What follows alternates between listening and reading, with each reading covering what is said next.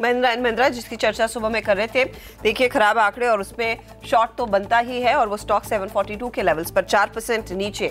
आज ऑटो कंपनियों की बहुत खराब स्थिति है। इस पे आपके लिए डिटेल में एक अपडेट लेकर आएंगे कि कहां मामला बिगड़ा है, लेकिन ओवरऑल मार्केट की चाल आपकी स्क्रीन पर उस पर फोकस करते हैं। हमारे साथ प्रकाश गाबा हैं, उनसे बात करेंगे डिटेल में और साथ ही साथ ये भी जानेंगे कि इस समय क्या मंदी की पोजीशन लेना बेस्ट रहेगा। अश्विनी गुजराल को भी जोड़ेंगे। हर रोज की तरह वरुण बताएंगे आज मिड कैप कंपनियों में कहां एक्शन देखने को मिला है और असीम कैबिनेट की बैठक पर इनकी नजर रहेगी, उनसे भी अपडेट लेंगे। लेकिन पहले मार्केट पर एक कॉल। 10,800 टिकना शायद मुश्किल लग रहा है प्रकाश, 100 पॉइंट नीचे ये, और निफ्टी बैंक देखिए 27,200 के लेवल्स पर आ चुका है। कुछ रिकवरी, लेकिन रिकवरी पर बाजार टिक नहीं पाया है। अब जो भारी बिकवाली आई है पिछले आधे घंटे में, क्या करें? मेरे ख्याल से सेलिंग प्रेशर थोड़ा बढ़ गया है, क्योंकि जो कल का मूव था वो नेगेट हो चुका, उसके हिसाब से लगता है कि सेलिंग प्रेशर है। अगर अप मूव मिलता है तो यहाँ पर बेचना चाहिए। 10,840 के आसपास रेसिस्टेंस है, वहाँ पर मौका मिलता है तो बेचना चाहिए। लोअर लेवल करीब 10,750 के देखने को मिल सकते हैं। 10,750 आप कह रहे हैं आएगा आज? क्या आज पॉसिबल है? तो आपने फिर स्टॉक्स में मंदी के सौदे आइडेंटिफाई किए हैं? नहीं, एक लॉन्ग है और एक शॉर्ट है। ठीक, ओके। टीसीएस एक लॉन्ग है, यहाँ पर मुझे लगता है कि अप मूव होगा। यहाँ पर टेक्निकल टारगेट्स में अपसाइड को 1950 के हैं, स्टॉप होगा 1900 का। तो टीसीएस में एक तेजी बनती है। स्टॉक जो वीक नजर आता है वो है चेन्नई पेट्रो। यहाँ पर काफ़ी हद तक चेन्नई पेट्रो में गिरावट नजर आती है। लोअर लेवल्स करीब 280 के देखने को मिल सकते हैं, स्टॉप होगा 291। तो stop risk reward ratio favour में है यहाँ पर। Okay, risk reward ratio favour में चेन्नई पेट्रो। देखिए आप कह रहे स्टॉप लॉस 290 और टारगेट नीचे की तरफ 280 के नीचे जा सकता है। ठीक है, तो ये फिलहाल मंदी का सौदा। इनफैक्ट कुछ देर पहले मेरी नजरें गई थी ऑयल मार्केटिंग कंपनियों पर भी, ये इनफैक्ट इस समय के ड्रैगर साबित हो रहे हैं। पिछले आधे एक घंटे में अगर आप बाजार को भापे कि क्या कुछ हुआ है तो ओएमसीज में बिकवाली आई है इस आधे घंटे में, और ऑफ कोर्स सुबह से हमने देखा है मेटल्स की हालत खराब, ऑटो कंपनियों की स्थिति खराब। एक और फैक्टर है जो इस बाजार में इस मंदी की पोजीशन को फ्यूल कर रहा है, रुपए की चाल में हम देखिए कमजोरी आ गई है, अब 70 की तरफ बढ़ चुका है, 69.93 तक के लेवल्स। इसीलिए टेक्नोलॉजी कंपनियों में आज हमने देखा है कुछ तेजी की पोजीशंस, लेकिन कमजोर रुपया इक्विटी मार्केट्स के लिए एक अच्छा साइन है नहीं। अच्छा, जेट आपकी स्क्रीन पर लाते हैं। पिछले 10 मिनटों में यहाँ पर खबर आई है, इकरा ने इसकी लॉन्ग टर्म रेटिंग डाउनग्रेड की है। पहले सी की रेटिंग थी, अब डी की रेटिंग आ गई है और स्टॉक देखिए 5% टूटा है। इस खबर के आने के बाद करीब 1.5-2% की और गिरावट आ चुकी है। प्रकाश, इस समय का ये शॉर्ट कैंडिडेट है? जी हाँ, 255 का टारगेट है, 255 257 का टारगेट है ये, और स्टॉप होगा करीब अराउंड 275 का। तो जेट में बिल्कुल हार्ड लैंडिंग लगती है। ओके, डेफिनेटली हार्ड लैंडिंग है और स्टॉक की हालत देखिए एक के बाद एक खराब होती हुई दिखाई दे रही है।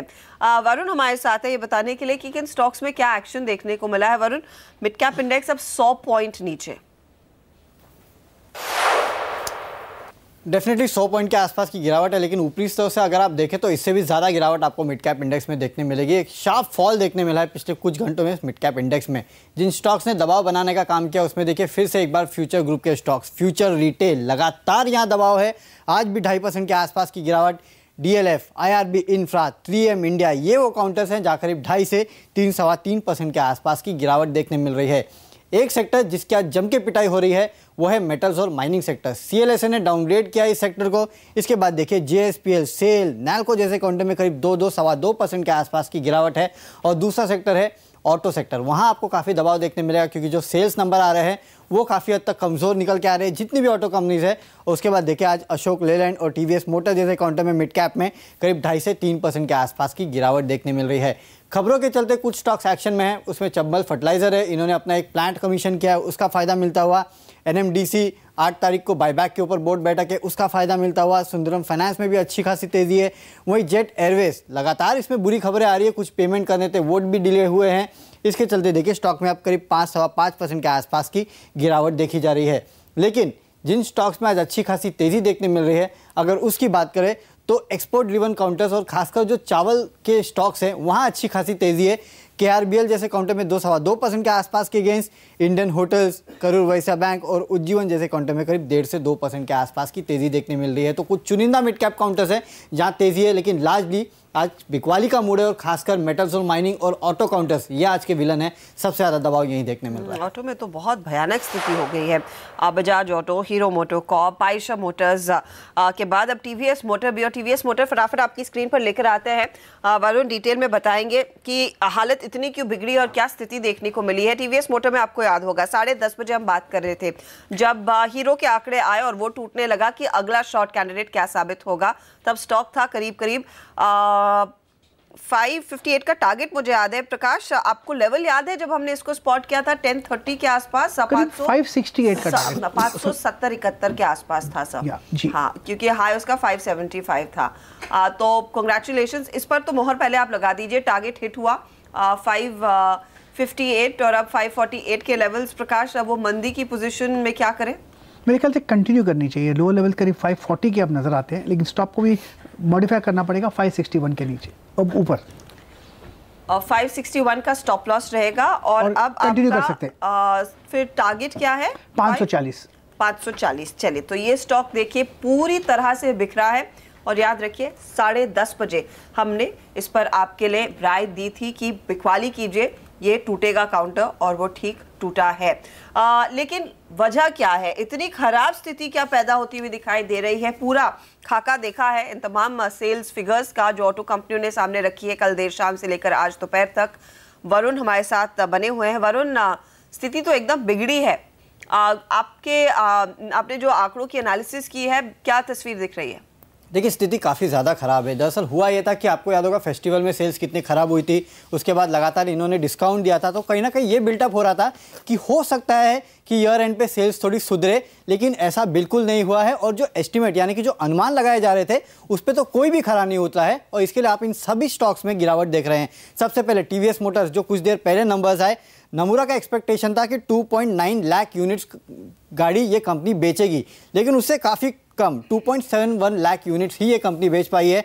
एक्सपोर्ट्स में, 3 व्हीलर सेल्स, मोटरसाइकिल सेल्स में बढ़त ज़रूर हुई है, लेकिन जो अनुमान लगाया जा रहा था उतनी गाड़ियाँ ये नहीं बेच पाए, इसके लिए स्टॉक में गिरावट देखने मिल रही है। सबसे बुरे हाल तो यहाँ हीरो मोटोकॉर्प के है। 4.8 लाख यूनिट्स का अनुमान लगाया जा रहा था नमूरा द्वारा, लेकिन 4.53 लाख यूनिट्स ये बेच पाई है। इनफैक्ट पिछले साल के मुकाबले 4% कम गाड़ी इस कंपनी ने बेची है, ये काफ़ी ख़राब है।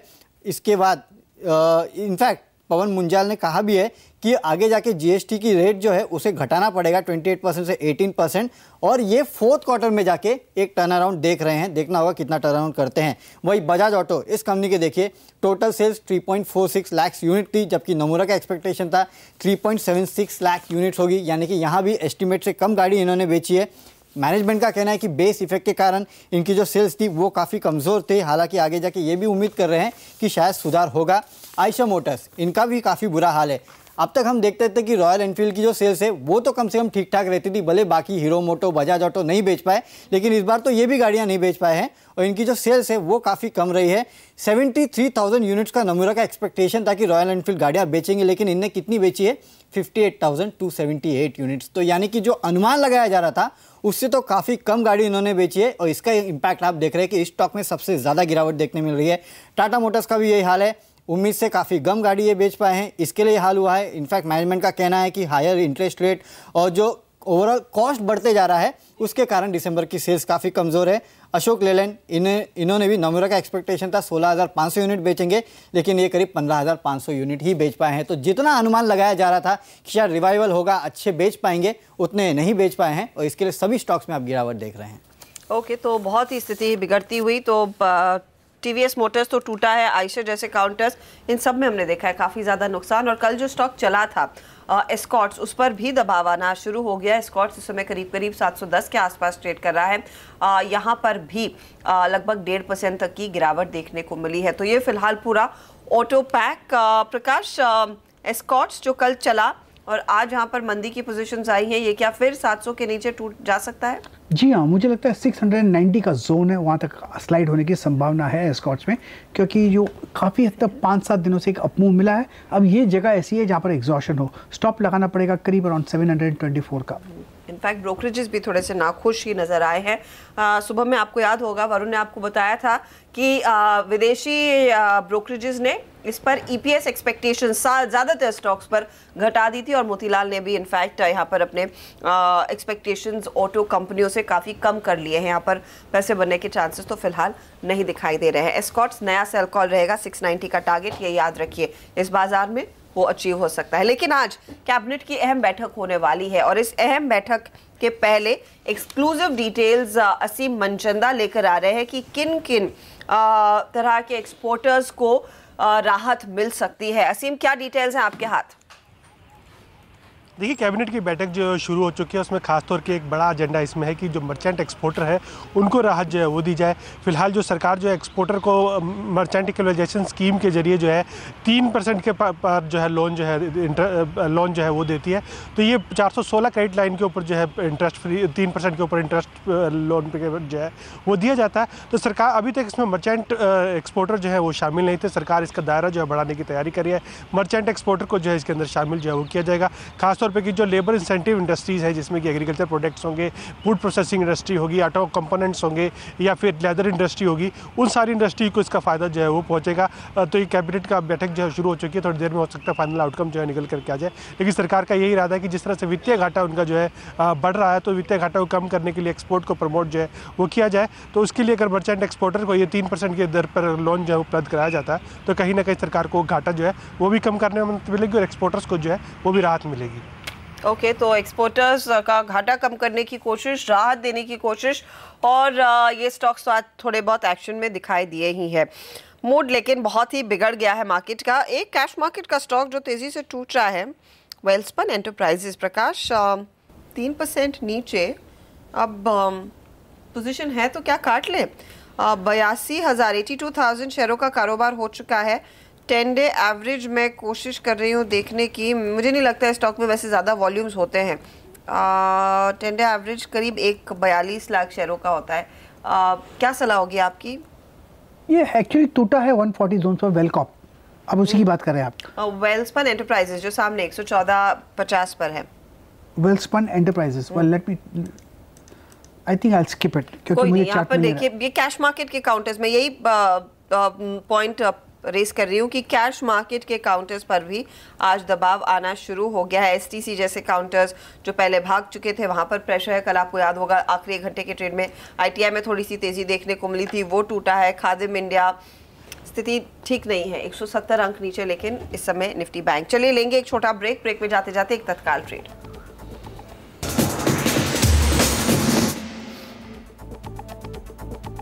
जुबलेंट फूडवर्क्स में लेकिन तेजी की पोजीशन लेकर चले, ये राय आ रही है इस समय। जुबलेंट फूड का टारगेट रहेगा 1295, स्टॉप लॉस आप लगाएंगे 1230 पर।